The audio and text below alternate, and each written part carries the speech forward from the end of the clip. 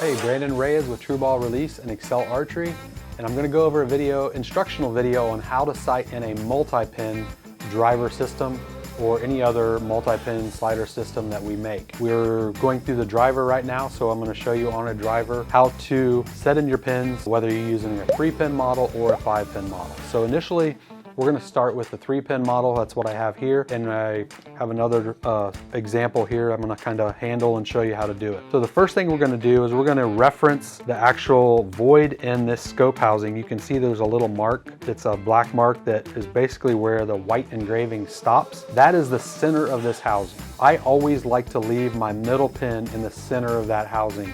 In this case, I use a 20-30-40 setup, so that middle pin is going to be my 30-yard pin. This is the first pin that I sight in. Once I have my sight completely leveled and I'm ready to actually start the sight in process, I'm going to start with that middle pin. In this case, it's a red pin. It's in the middle of the housing. So when I do that, I'm going to go out, I'm going to shoot.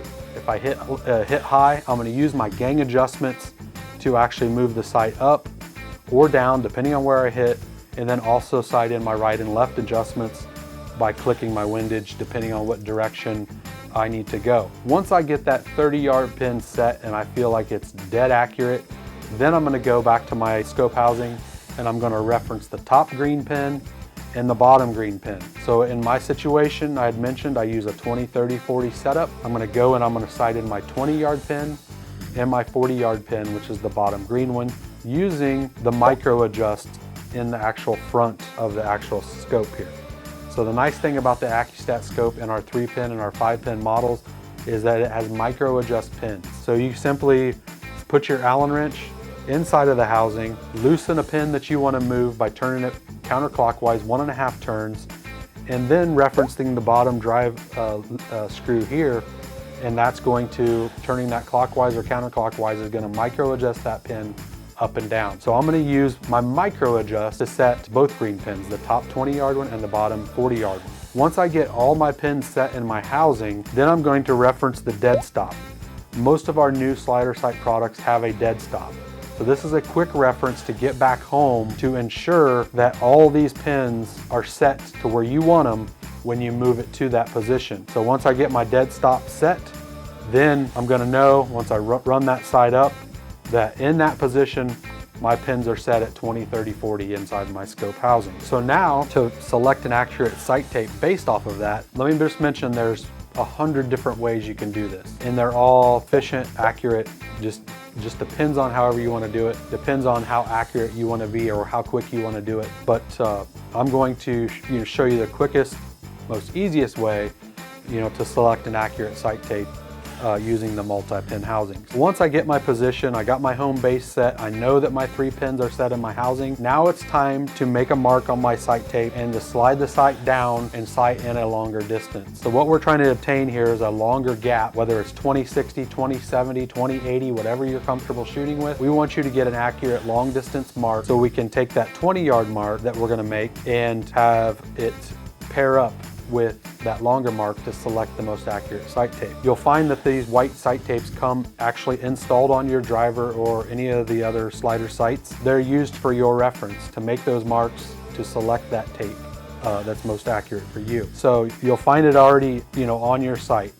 So once we're at that home base, we're going to make a mark using our top pointer and reference that as our 20-yard mark. That 20-yard mark is now never going to change because it's always going to match up with our 20-yard pin inside our housing. Now understand that the other 2 pointers, we will have to go back and change at the point that we get our sight tape installed and that it's accurate. So now for reference, I'm going to, we made the mark, we have a mark on our sight tape that's going to reference. So basically it would look like this.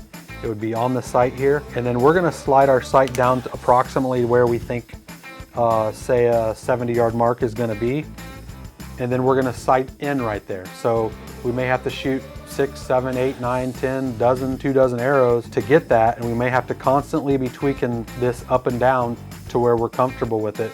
And then we're going to make that second mark that's going to reference that 70 yards. So then I'll have a 70 and a 20-yard mark.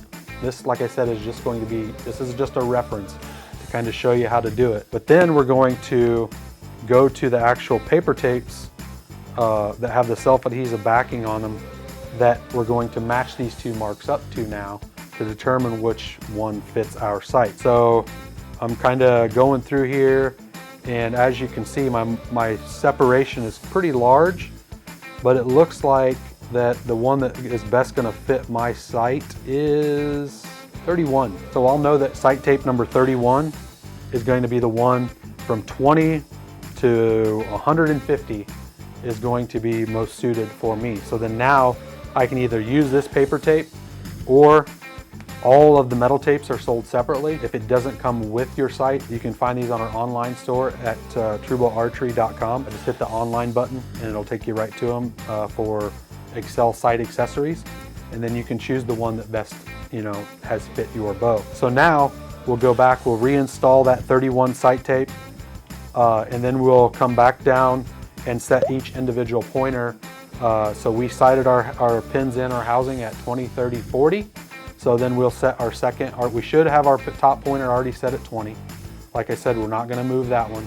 But now we're gonna have to come down and move our 30 yard to get onto the actual 30 yard mark, and the one for 40 yards. So once we get that set, then no matter where we move our sight along the actual rail, we'll know exactly what distance each pin is as long as we picked an accurate sight tape. I can't stress that enough, is picking an accurate sight tape and shooting your bow in, or shooting your sight in, and it may take a couple days to where you're comfortable with that, but it's very important to make sure you make the right decisions on selecting that sight tape, because the further you move this sight down, if you're off just the tiniest bit, it's going to be magnified, at 60, 70, 80, 90, 100 yards, so just remember that.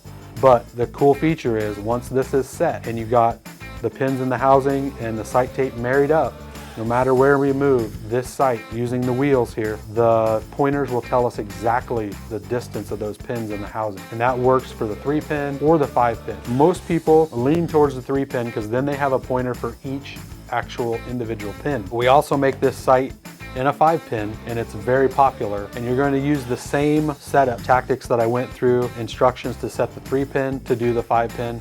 You're just doing 2 additional pins. So instead of 20, 30, 40 only, now I got 20, 30, 40, 50, 60 if you go in those 10-yard increments. Another thing to take into consideration when selecting a 5-pin or a 3-pin and actually sighting in a 5-pin is you'll have to remember that there's only so much room.